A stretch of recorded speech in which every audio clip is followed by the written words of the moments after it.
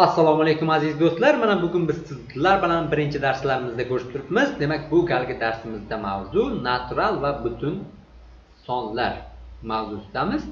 Xo'p, natural sonlar deb bilasizlarki, sanoqda ishlatiladigan sonlarga natural sonlar deyiladi. Butun sonlar deb sanoqda ishlatiladigan sonlarga ham aytiladi. Misol uchun sanoqda ishlatilmaydigan minus, misol -1, -4, -5, -10, minus bo'lgan sonlarga ham butun sonlar deyiladi. Xo'p, shularning qatoriga ham 0 ham butun sonlar qatoriga kiradi. Buni bilib qo'yinglar. Xo'p, demak, bu yerda mana ayniyatlarni ko'rsatib o'tyapti sizlar bilan. Qavsning ichida minus misol uchun b bo'lsa, qavsni tashlab yuborgan vaqtimizda, ya'ni plyusning minusga ko'paytmasi baribir minusligini saqlab qoladi degan ma'noni bildiradi deyilyapti bu yerda. Mana bu yerda esa minusning minusga ko'paytmasi plyus holatga o'tadi deyilyapti ikkinchi holatda. Xo'p, uchinchi holatda mana shunday holatda qavsni mana bunday ko'rinishga o'zgartirish mumkin. Plyusligida xohlasang unga, xohlasang bunga, barchasi plyus bo'lsa faqatgina. Demak, mana shuni ko'rsatib o'tyapti. Ikkinchi navbatda, xo'p, qavsning tashqarisida minus turgan bo'lsa, qavsni tashlab yuborish vaqtida minus barchasiga ko'payadi, ya'ni barchasiga ta'sir qiladi qavsning ichida turgan qiymatlarga. Ya'ni ko'rib turibmizki, birinchisini minus a ga aylantirdi, ikkinchisini minus b ga aylantirdi va mana bu yerda ikkita minus ko'payib qoldi-da, bilasizlar, mana bu shartga ko'ra mana ikkita minus plyusga aylanadi deyilganligi uchun bunda ham plyus c ga aylanib qoldi. Xuddi ana shu narsani aytib o'tmoqchi bu yerda. Endi misol uchun mana bu ikkita ko'paytma minus b turibdi.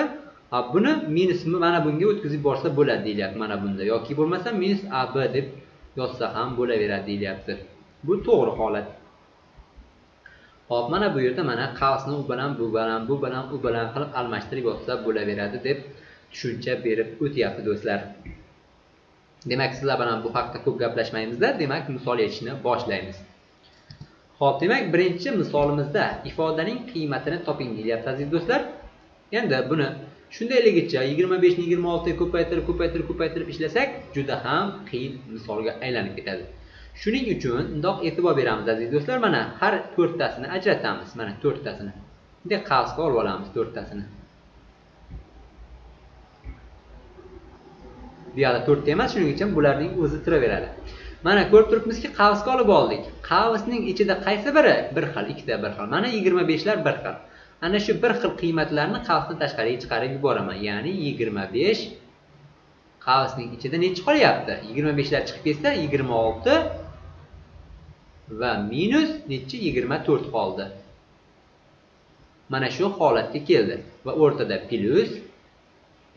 Bunda esa qaysilari bir xil? 23lar bir xil. O'sha 23larni qavsdan tashqariga chiqarib yuboramiz. Va qavsning ichida 24 minus 22 qoldi. Va minus 12 ko'paygan 8 tenglik endi do'stlar. Xo'p, mana qaranglar. Birinchi qavsning ichini 26 dan buni bilib qo'yinglarki, birinchi o'rinda qavsning ichi ishlanadi ko'paytmadan ham. Agar qavs bo'lmasa, ko'paytma, yig'indi sonlar qatnashadigan bo'lsa, birinchi ko'paytmani, keyin yig'indi yoki ayirmani bajariladi. Ko'paytma va bo'luv birinchi o'rinda turadi, yig'indi va ayirmadan. Lekin qavs eng birinchi o'rinda turadi, qavsning ichida turgan. Qavsning ichida ham ko'paytma yoki yig'indi, bo'luv bo'lsa agar, bo'luv bilan ko'paytmani birinchi bajariladi. Demak, bu yerda qavs turibdi. Qavsning ichida 26 minus 24 turibdi. Ularning ayirmasi 2 ga teng. Demak, tenglik 2 ko'paygan 25, ya'ni 2 ko'paygan 25. Xo'p, plyus keyingisicha 23 ko'paygan qavsning ichining ayirmasi 24 dan 22 ketsa yana 2 va minus 12 ko'paygan 8 tenglik. Va mana bularni yana bitta qavsga olib olaman-da. Ikkilarni qavsdan tashqariga chiqarib bo'laman endi. Qavsdan tashqariga chiqarib borsam 28 emas, 25, kechirasizlar. 25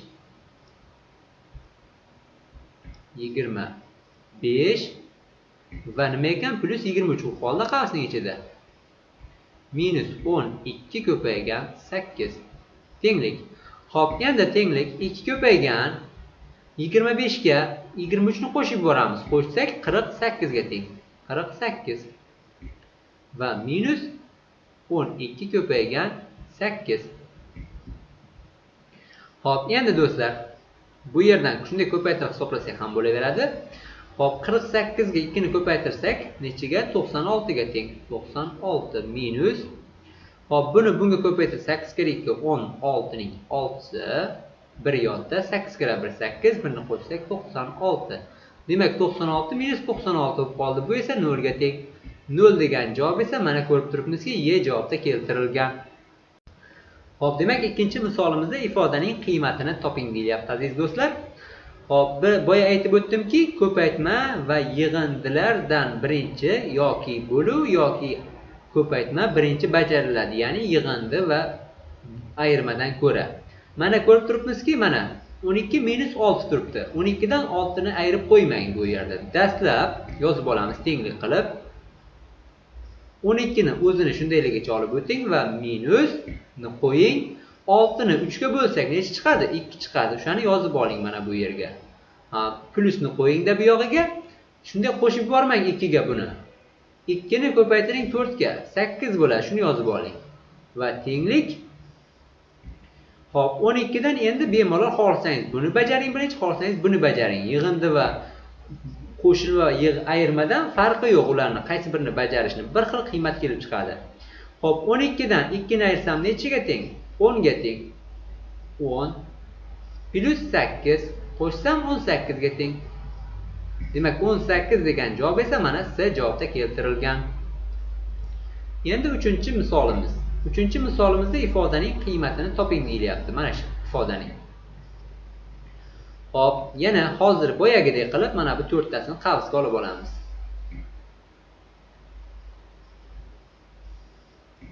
Tenglik. Qavsdan tashqarisiga mana bunda 2 ta 36 bormi? 36 ni qavsdan tashqariga chiqarib boramiz. 36. Qavsning ichida qolyapti 18 minus 16. Va plus bunisidan esa 24 ni chiqarib boramiz. Qavsning ichida 27 minus 25 va minus 21 ko'paygan 5. Tenglik. Hop, demak do'stlar, 36 ko'paygan 18 minus 16, ya'ni ayirsam 2 ga teng 2 yozdim mana. Plus 24 ko'paytirilgan 27 minus 25 ayirsam 2 ga teng yozdim mana 2 ni. Va minus 21 ko'paygan 5. 21 ni 5 ga ko'paytirib borsam 5, 5 kira 1 5, 5 kira 2 10. Demak 105 ga teng ekan. Tenglik. Endi bulardan 2 ni qavsdan tashqariga chiqarib borsam ham bo'laveradi. Qavsning ichida shunda 36 plus 24 bo'lib qoldi. Va minus 105. Tenglik. Endi 36 ga 24 ni qo'shsak necha? 6 ga 4 ni qo'shsak 10, 0. Hop, 4 ga 5 ni 4 ga 2 ga 3 ni qo'shsam 5, birda yoddagi 1 ni qo'shsak 6 ko'paygan x ham bor. Demak 60 ko'paygan 2 va minus 105. Tenglik. Hop, 60 ni 2 ga ko'paytirsak bilasizlar 120 ga teng va minus 105. Tenglik. Endi bundan buni ayirib borsam nechiga teng? 15 ga teng. 15 degan javob esa mana ko'rib turibmizki, D javobda keltirilgan. Xo'p, demak 4-misolimizda ham xuddi hozirgi misollarga o'xshash ifodaning qiymatini toping deyilyapti. Bunda ham mana bu 4 tasini bitta qavsga olib olamiz. Va mana bundan ham hop bularda endi mana misol uchun bunda o'xshash holati yo'q. Shuning uchun tegmaymiz turamiz, mana tegmay turamiz. Endi birinchi mana buni ishlab olsak, o'xshash holati mana bunga kelib qoladi. Qaraymiz. 13 ni qavsdan tashqariga chiqarib boramiz. Hop, 13 ni qavsdan tashqariga chiqarib borsak nima bo'lib qoladi? Qavsning ichida 13 lar chiqib ketsa 21 plus 24 bo'lib qoladi. 21 ga 24 ni qo'shsam nechiga teng? 45 ga teng. Demak 45 ko'paygan 45 ekan. Va mana bu tomonni ko'chiraman plus 45 ko'paytirilgan 12 va plus 25 ko'paytirilgan 44 va minus 89 ko'paygan 24. Tenglik. Endi mana ko'rib turibsizlarki, mana bu 4 tasi o'xshash bo'lib qoldi yana, to'g'rimi? Endi mana shu 4 tasidan 45 ni qavsdan tashqariga chiqarib boraman. 45 ni qasdni tashqariga chiqarib yuborsam 13 plus 12 bo'lib qoladi. Ularni bir-biriga qo'shsam nechiga teng bo'ladi? 25 ga teng bo'ladi. Mana 25 ni yozdim oldiga. Va plus yana 25 ko'paygan 44 va minus 89 ko'paygan 24. Tenglik. Endi mana ko'rib turibmizki, yana 4 tasi o'xshash bo'lib qoldi. Yana bitta 4 ta qavsga olib oldim. Ulardan esa 25 ni qavsdan tashqariga chiqarib boraman. Endi qavsning ichida nima bo'lib qoldi? 45 plus 44. Ya'ni qo'shsam nechiga teng? 89 ga teng. 89 minus 89 ko'paygan 24 bo'lib qoldi. Endi bulardan 89 ni qavsdan tashqariga chiqarib boraman. Qavsning ichida 25 minus 24 teng.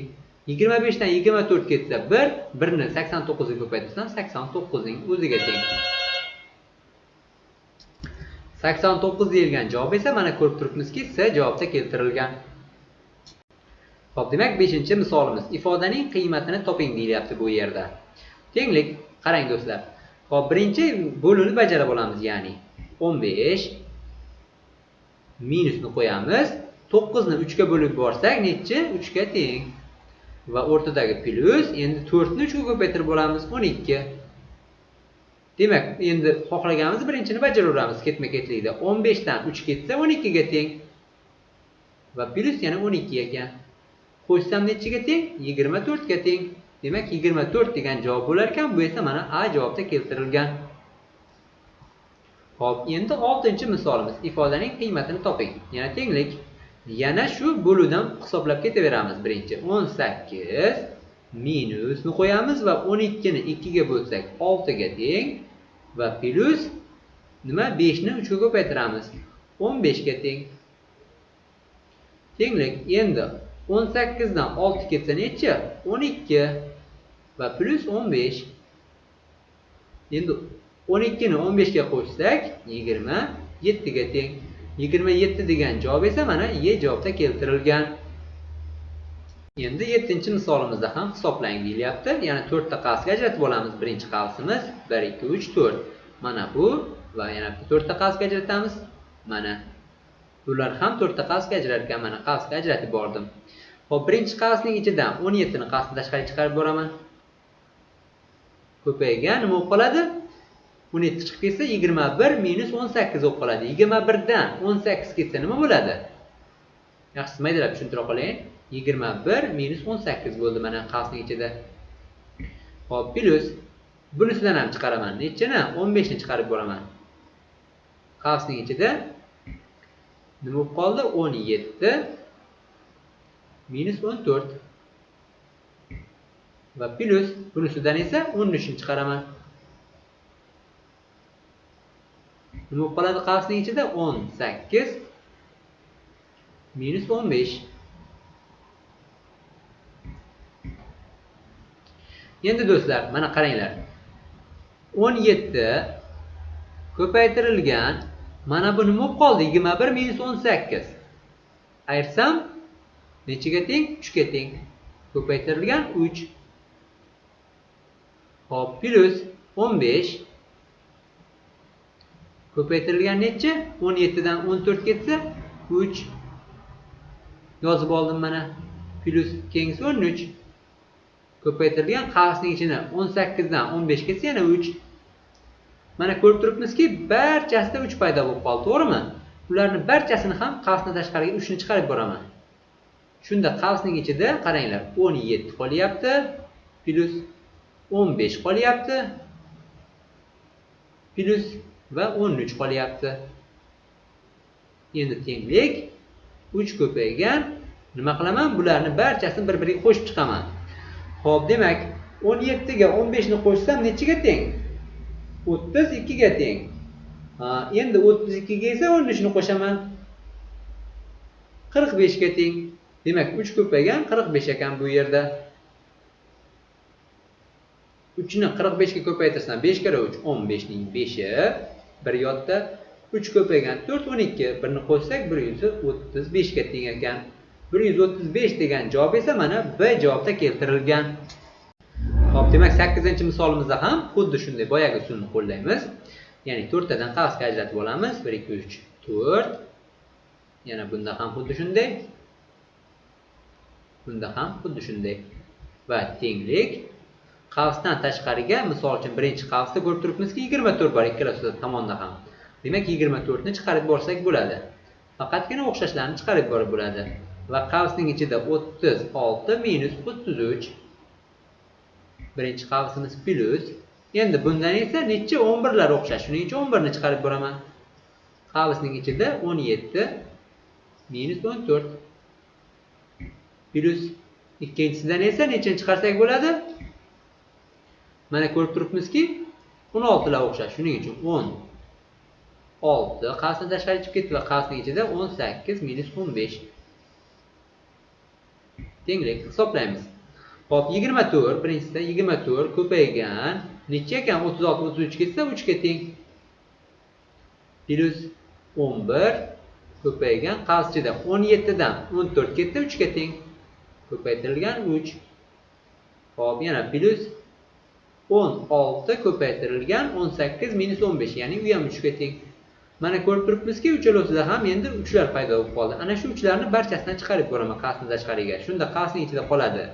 Xo'p, 24 plus 11 va plus 16 qoladi. Endi qavsning ichini hisoblayman. 3 ko'paygan. Xo'p, 24 ga 11 ni qo'shib yuborsam, nechaga teng? 35 ga teng. 35 ga. Endi 35 ga qo'shaman 16 ni. 51 ga teng. Demak, 51. 51 ni 3 ga ko'paytirsak, 3 kara 1 3, 3 kara 5 15. Demak, 153 degan javob bo'lar ekan. Bu esa mana Y javobda keltirilgan. 9-misolimizda ham yana hozirgi usulni qo'llaymiz. Mana bu qavsga ajratamiz va mana buni ham qavsga ajratib olamiz to'rttasini. Tenglik. Xo'p, birinchisidan 23 lar ikkala tomonda ham bor, o'xshash, shuning uchun 23 larni chiqarib boraman qavsdan tashqariga. Xo'p, va qavsning ichida 27 minus 24 qoldi. Plus ikkinchisidan esa ko'rib turibmizki, nechalar o'xshash? 19 lar o'xshash. 19 ni chiqarib boraman. Qavsning ichida 21 minus 18 qolar ekan bunikida. Plus bunisidan esa 11 larni chiqarib boraman.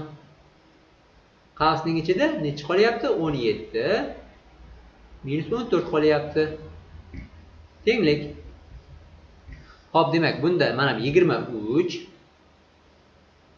23 ko'paytirilgan necha? 27 dan 24 ketsa 3 qoladi 3 va plus 19 ko'paytirilgan necha? 21 minus 18, ya'ni u ham 3 ga teng. Ko'paytirilgan 11, kechirasiz ko'paytmaymiz, plus 11. Mana bu plus 11 va 17 dan 14 ketsa, yana bu yerda 3. Tenglik. Ko'rib turibmizki, yana barchasi 3 bo'lib qoldi. Endi o'sha 3larni qavsdan tashqariga chiqarib boramiz. Qavsning ichida shunda 23 plus 19 va plus 11 bo'lib qolar ekan. Demak, tenglik 3 ko'paygan. Xo'p, endi qavsning ichini hisoblab olamiz. 23 ga qo'shamiz 19 ni. Qo'shsak 42 ga teng. 42 ga qo'shamiz 11 ni. 53 ga teng. Demak, 53. 53 ni 3 ga ko'paytirsak 3 kira 3 9, 5 kira 3 15. Demak, 159 degan javob bo'lar ekan. Bu esa mana B javobda keltirilgan. Xo'p, demak 10-misolimizda ko'rib turibmizki, ko'paytma sonlar juda ham katta sonlar, to'g'rimi? Mana bunda 27048, bunda esa 44 va hokazo ko'rib turibmizki, juda ham katta. Ularni bir-biriga ko'paytirib aylaydigan bo'lsak ham juda ham qiynalamiz. Shuning uchun bu yerda bitta usulni qo'llaymiz. Xo'p, mana ko'rib turibmizki, hammasi deyarli 27 dan boshlanyapti. Bittasida 48 tugayapti, bittasida 44, bittasida 47, bittasida esa 43 bilan tugayapti. Shuning uchun ixtiyoriy bittasini tanlaymiz. Ixtiyoriy bittasini tanlang. Misol uchun men bo'pti, boshlang'ich holatini tanlayman, mana buni tanladim. Birinchida turgan sonni. 27 0 48 ni tanladim. Men ana shu tanlagan sonimni A harfi bilan belgiladim. Va tenglik qo'ydim. Ana shu sonning o'rniga A qo'yaman endi. Ko'paytirilgan. Endi mana bu shu mana bu belgilagan sonimdan qanchaga kam? 48 oxiri mana 44 bo'ldi. 4 taga kam, to'g'rimi? Demak, bunga yozaman men ko'paytirilgan a minus 4 deb qo'ysam bo'ladimi? Mana shunga 4 ta kamaytirsam mana men o'zim 27048 ni a dedim va unga minus 4 ni qo'yib qo'ysam, ya'ni 27048 dan 4 ketsa nima bo'lib qoladi? Ya'ni 27044 ga teng bo'lib qoladi. Ya'ni mana bu songa. Shuning uchun minus 4 qo'ydim. Va mana bu yerdagi minus bu nimaga nechtaga kam? 20 mana bundan. A deb belgilagan sonimdan bittaga kam. Shuning uchun a minus 1 deyman uni. Ko'paytirilgan. Ikkinchisichi a dan qanchaga kam bunisi? 5 taga kam. Shuning uchun minus 5 deb yozaman. Va tenglik mana shu holatga keldi endi. Endi bu yerda qavslarni ochib o'raman. A ni a ga ko'paytiraman birinchi. Bilib olinglar, mana bu birinchi a ga ko'paytirsam a kvadrat bo'ladi. A ni a ga ko'paytirsam o'sha a ni esa endi yana mana bu 4 ga ko'paytiraman. A ni 4 ga ko'paytiraman. Shunda minus 4a bo'ladi. Bo'ldi birinchi qavsimiz. Endi ikkinchi qavsimizga o'tamiz. Minus qavs ichida deb olamiz. Shuning uchun mana bu minus bo'lganligi uchun adashmasligimiz uchun a ni a ga ko'paytiramiz. A kvadrat bo'ladi. Endi mana shu a ni yana bir bora mana 5 ga ko'paytiramiz. Oldida minus bor, shuning 5 ning. Shuning uchun minus 5a bo'ladi bu. Hop, endi 1 ga o'tamiz. 1 ni mana bu a ga ko'paytiramiz. Shunda minus a bo'ladi. O'sha 1 ni yana bir bora mana bu 5 ga ko'paytiramiz endi. Ko'paytirsak, ko'paytirayotgan birimizning oldida ham minus bor, mana bu 5 ning ham oldida minus bor. Minusni minus ko'paytmasa plyusga teng. Demak, plyus 5 ga teng. 5 kara 1 5. Mana shu holatga yetib keldik demak. Tenglik. Endi do'stlar, mana buni shundayligicha ko'chiramiz. A kvadrat minus 4a va qavsni ochamiz endi mana bu qavsni. Qavsni ochsak, qavs barchasi ko'payadi minus. Minus a kvadrat bo'ladi. Mana bu minus 5a esa minusga ko'payib plus 5a ga aylanib qoladi. Va mana bu minusga ham ko'payadi. Shunda plus a bo'lib qoladi bu ham. Va minus 5 bo'ladi mana bu. Tenglik. Endi ikkita mana ko'rib turibmizki, a ning oldida mana bunisi musbat, bunisi esa manfiy. Demak, ularning ayirmasi 0 ga teng bo'lib ketadi. Bu bilan buning ayirmasi. Hop, yana mana bu minus 4a, bu esa 5 plus 5a. Ayirsam plus a qoladi, to'g'rimi o'rnida? Plus a. Endi demak, uning o'rnida plus a qolgan bo'lsa, o'sha plus a ni mana bu a ga qo'shsam 2a ga teng. 2a minus 5 ga teng demak. Tenglik. Endi men a deb nimani belgiladim? Mana buni belgiladim. Ana shu belgilagan sonimni a ning o'rniga olib kelib qo'yaman. X ko'paygan. Hop, 27048 va minus 5. Demak, 27048 ni endi 2 ga ko'paytirishimizga to'g'ri keladi. Hop, 27048 ni ko'paytiramiz 2 ga. 54096 ga teng. 54096 va minus 5. Undan 5 ni ayirib boradigan bo'lsak, 54090 necha bo'lib qoladi? 96 dan 5 ketsa 91 qoladi. Mana shunday degan javob bo'lib qolar ekan do'stlar. Demak, mana 54091 degan javob mana D javobda keltirilgan.